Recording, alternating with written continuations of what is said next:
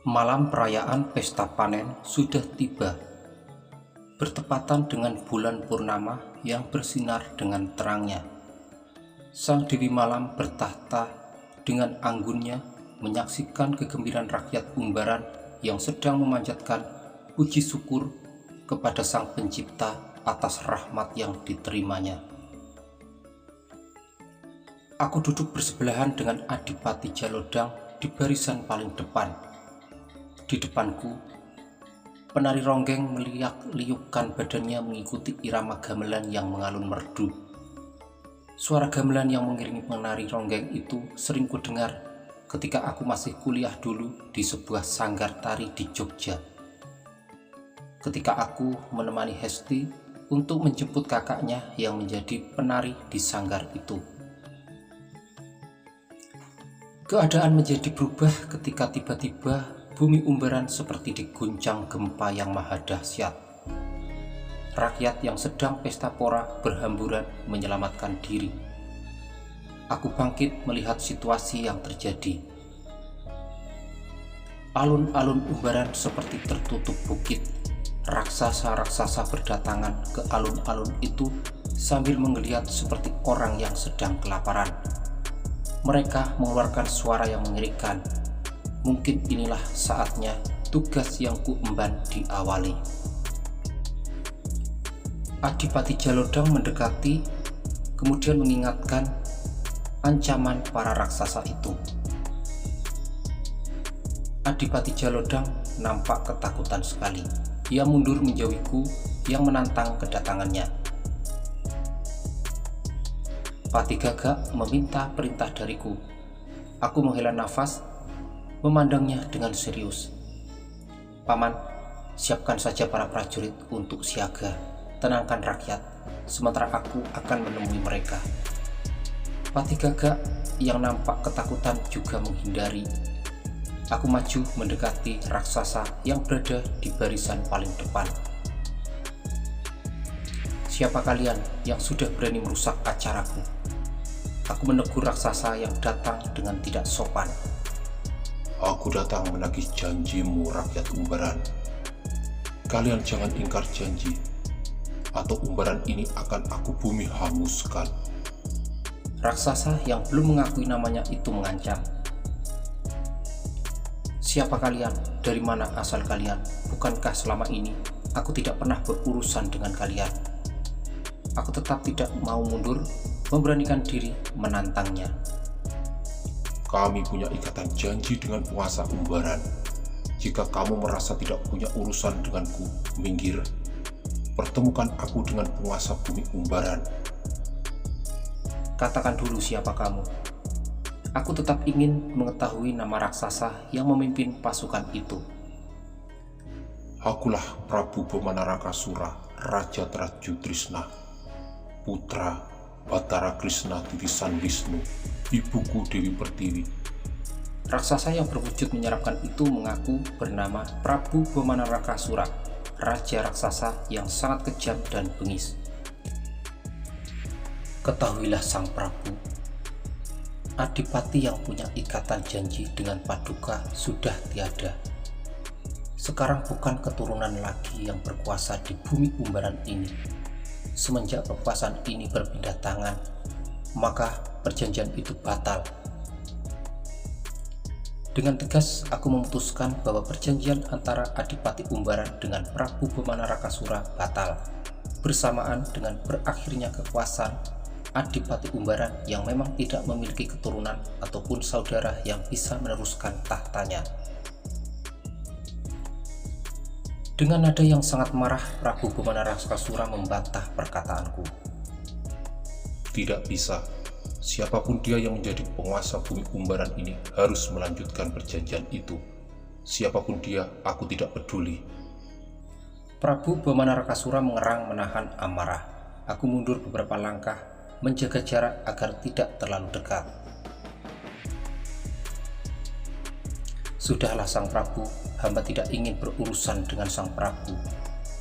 Sekarang apa yang Gusti minta, tapi cukup sekali ini saja, jangan sampai mengulanginya lagi. Karena kami ingin hidup tenang, damai, tanpa rongrongan dari rakyat Paduka.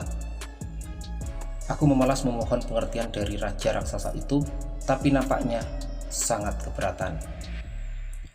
Baiklah, jika begitu, tapi ingat permintaanku adalah menghancur leburkan bumi Umbaran dan meratakannya dengan tanah. Apa kamu sanggup memberikan semua itu, anak muda? Aku tersentak kaget mendengar permintaannya yang sungguh-sungguh di luar dugaanku semula. Tidak bisa, Sang Prabu, itu sama saja dengan hamba membunuh semua kaulah hamba. Jika memang Sang Prabu tidak bisa diajak berdamai, apa boleh buat? Malam ini juga hamba akan melayani tantangan Paduka. Apapun yang terjadi, hamba rela berkorban jiwa raga demi rakyat hamba. Aku menantang raja raksasa itu karena memang tidak ada jalan lain selain perang. Tanpa menjawab perkataanku, mereka langsung mengamuk di alun-alun Umbaran. Warga semakin panik dan ketakutan. Mereka berhamburan menyelamatkan diri. Prabu Bamanarakasura menyuruh anak buahnya untuk menghabisi rakyat Umbaran.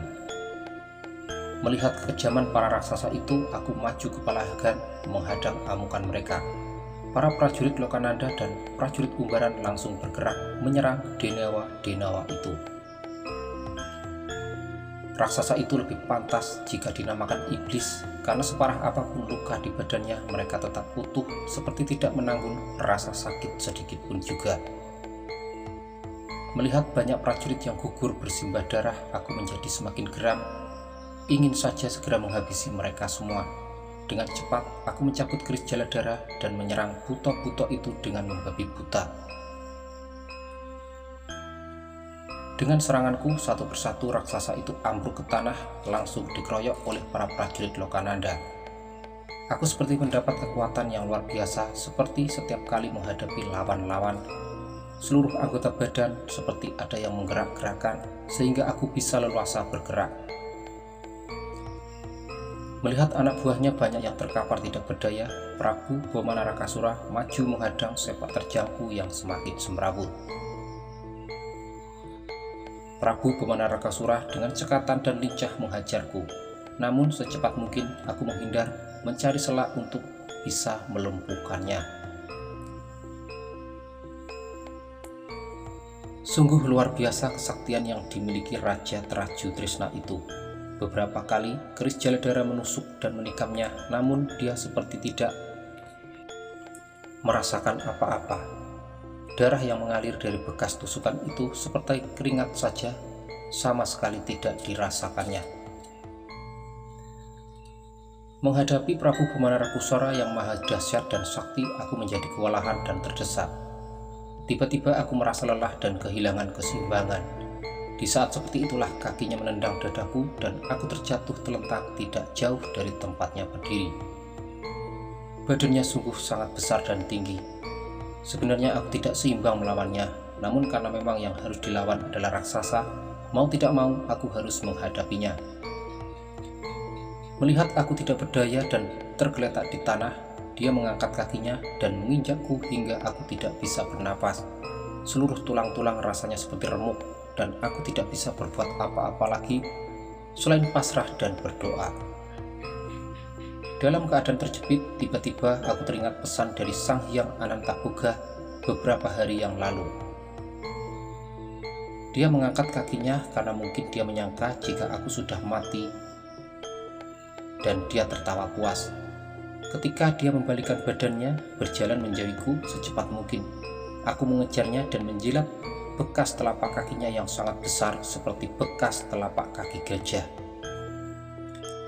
Aku menjulurkan lidah seperti ular dan menjilat bekas telapak kakinya. Seketika, jasad Prabu Bamanarakasura lenyap seiring dengan suara ceritanya yang melengking.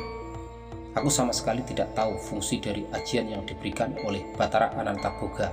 Ternyata jilatan lidahku bisa melenyapkan orang dalam sekejap. Para denawa-denawa itu kabur menyelamatkan diri. Aku tidak mau mereka kembali lagi, maka secepat mungkin aku menjilati semua bekas telapak kaki raksasa itu. Alun-alun menjadi sepi, tidak tersisa satupun raksasa anak buah Prabu Bamanarakasura. Mereka semua lenyap seperti ditelan bumi, hanya menyisakan kerusakan alun-alun yang dibuat semegah mungkin untuk merayakan acara pesta panen. Ketika para raksasa sudah lenyap, rakyat Umbaran berhamburan memasuki alun-alun dan bersorak-sorak menyambut kemenangan yang diperoleh. Mereka semua memuji kemampuanku. Pati Gagak memuji ketangguhanku.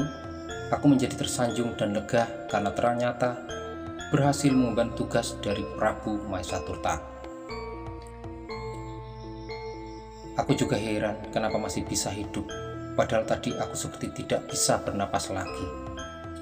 Aku merendahkan diri agar terkesan tidak sombong. Oh, mungkin karena ajian Pancasona yang Raden miliki.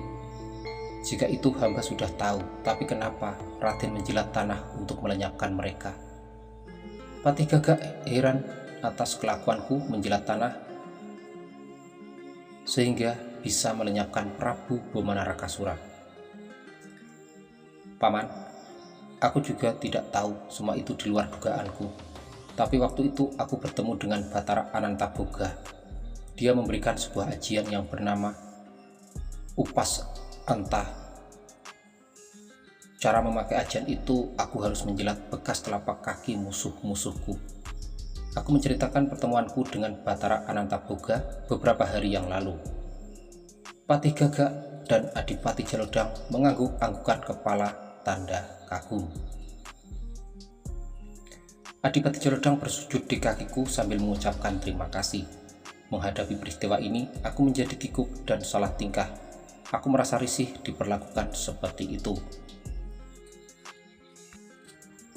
Kemudian aku mengangkat tubuhnya agar berdiri, memberikan semangat kepada Adipati yang selama ini berwajah muram.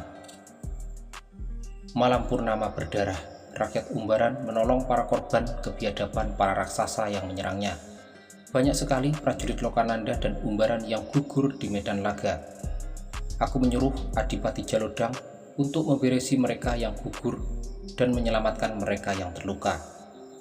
Purna sudah tugas yang kuemban di Umbaran seiring dengan berakhirnya kemelut di kadipaten itu. Mereka yakin jika rakyat Trajutrisna tidak akan mengganggunya lagi. Mereka merasa tenang dan damai setelah meraih kemenangan.